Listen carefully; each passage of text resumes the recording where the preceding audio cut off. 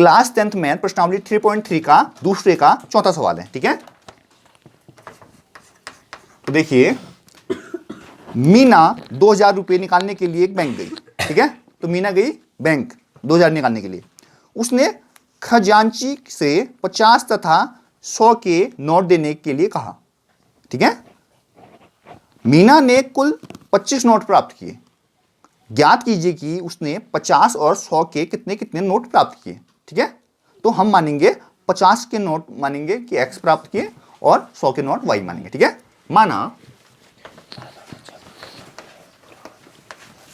मीना ने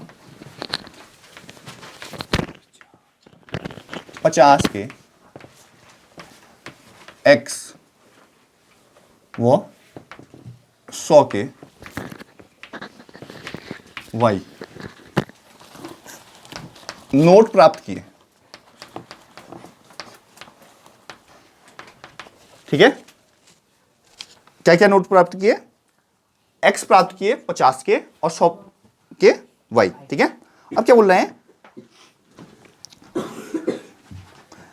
मीना ने कुल 25 नोट प्राप्त किए बोल रहे हैं। ठीक है, तो लिखेंगे हम मीना ने कुल 25 नोट प्राप्त किए।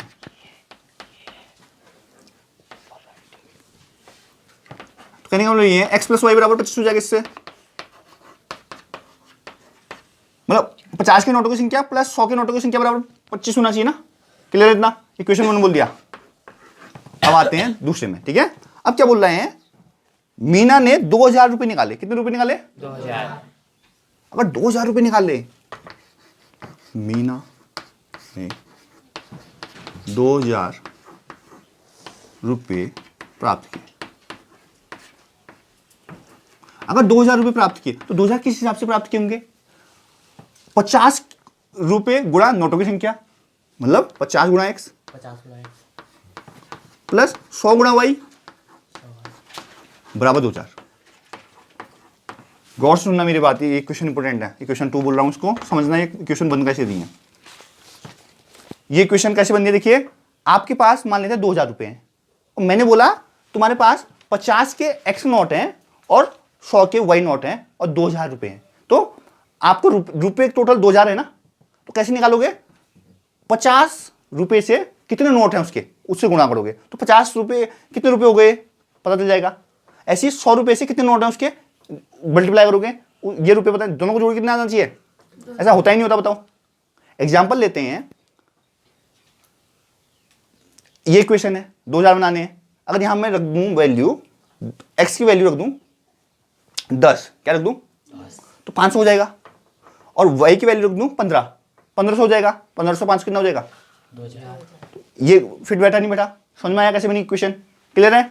अब सॉल्व करेंगे हम। अब एक्स और वाई की वैल्यू निकालनी है आपने। ठीक है, तो देखिए कैसे निकालेंगे। 50x plus 100y equal to 2000। अब इक्वेशन में क्या करो, 50 से भाग दे दो। एक तो थोड़ा शॉर्ट हो जाएगा, जो 50 का भाग समझ आ रहा है। ठीक है, तो क्या हो जाएगा? लिखेंगे 50 से भाग देने पर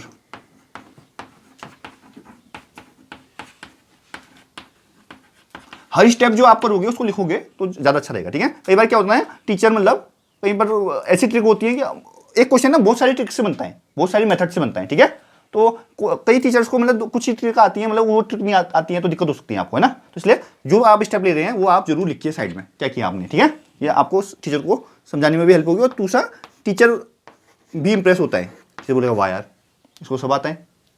तो जो 50 से 50 कट गया एक्स आया, 50 दूनी 100 होता है, तो 50 चक्को 200 होता है, चक्कू ना, तो 40 हो जाएगा।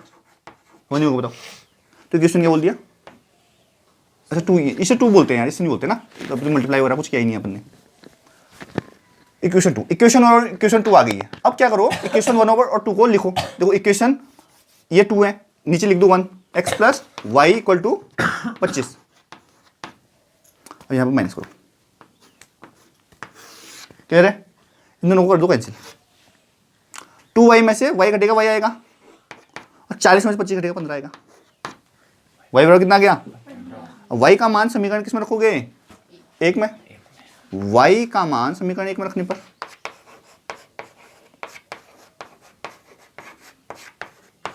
x plus y equal to 25 था, तो x प्लस वाई की जगह 15 बराबर 25, x बराबर 25 माइनस 15, x बराबर 10 हो गया, y बराबर 15 हो गया। तो इसका मतलब क्या हो गया, इसलिए मीना को 50 के 10 नोट, 10 वो 100 के 15 नोट प्राप्त हुए।